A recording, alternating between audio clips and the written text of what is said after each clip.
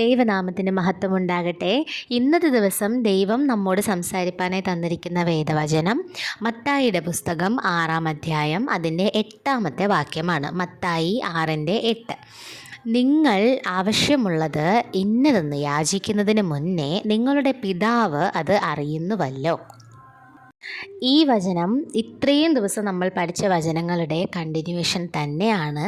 നമ്മളുടെ സർവശക്തനായ ദൈവം നമുക്ക് എന്താണോ ആവശ്യം അത് നമ്മൾ ദൈവത്തോട് ചോദിക്കുന്നതിന് മുന്നേ അല്ലെങ്കിൽ യാചിക്കുന്നതിന് മുന്നേ തന്നെ മുന്നറിഞ്ഞ് നമുക്കത് ചെയ്തു തരും എന്നാണ് വചനം പറയുന്നത്.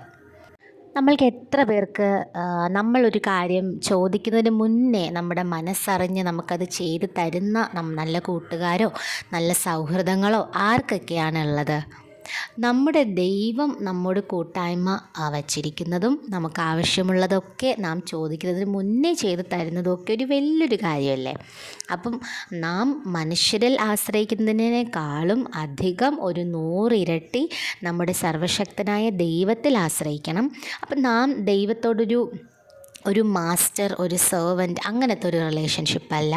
ഒരു അപ്പൻ ഒരു മകൻ അല്ലെങ്കിൽ ഒരു അപ്പൻ ഒരു മകൾ എന്നൊരു റിലേഷൻഷിപ്പായിരിക്കണം കീപ്പ് ചെയ്യാനായിട്ട്. നമ്മുടെ അപ്പനോട് നമ്മൾ എത്രത്തോളം കാര്യങ്ങൾ ഓപ്പണായിട്ട് സംസാരിക്കുമോ അല്ലെങ്കിൽ അപ്പനോട് എത്രത്തോളം നമ്മൾ ഫ്രണ്ട്ഷിപ്പ് വെച്ചിരിക്കുമോ അങ്ങനത്തെ ഒരു രീതിയിലായിരിക്കണം നമ്മുടെ സർവശക്തനായ ദൈവത്തോടും നമ്മുടെ റിലേഷൻഷിപ്പ് ഉണ്ടായിരിക്കേണ്ടത്. അപ്പോൾ ഈ വചനം എല്ലാവരും നല്ലപോലെ മനസ്സിൽ നോട്ട് ചെയ്ത് വയ്ക്കുക.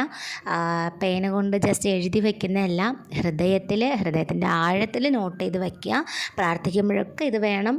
എല്ലാ സമയത്തും ഈ ഒരു ചിന്ത മനസ്സിൽ വേണം. ഇനി നാളെ നമുക്കൊരു പുതിയ വചനവുമായിട്ട് മീറ്റ് ചെയ്യാം. ഇന്നത്തെ ദിവസം നല്ല സമാധാനത്തോടും സന്തോഷത്തോടും നല്ല പ്രാർത്ഥനയോടുകൂടി കഴിയട്ടെ. ദൈവത്തിന് നന്ദി. ആമേൻ.